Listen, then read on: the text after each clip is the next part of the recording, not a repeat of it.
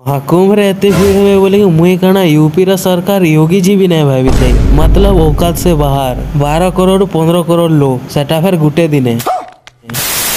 तो गाइस शुरुआत है रात 3 बजे रू जायसु आमे चली चली कहीं कि प्रयागराज के 15 किलोमीटर दूर यारू भीतर के गाड़ी ना दबार छाड़ी 12 किलोमीटर चली चली आसला पर पाई जासी सकाल इनु आवरी अच्छे 2-3 किलोमीटर तार पर टिके चलला पर आमे पहुंचे महाकुंभ सेल्फी पॉइंट और इनर वॉकिंग डिस्टेंस रे अच्छे संगम और मेला। तो फाइनली पहुंची गलो ब्रिज ऊपर के और इनु देखो कुंभ मेला रा नजारा भाई इनके पहुंची गला पर नजारा देखला पर अंता लागला ना हाय हाय इतना सुकून।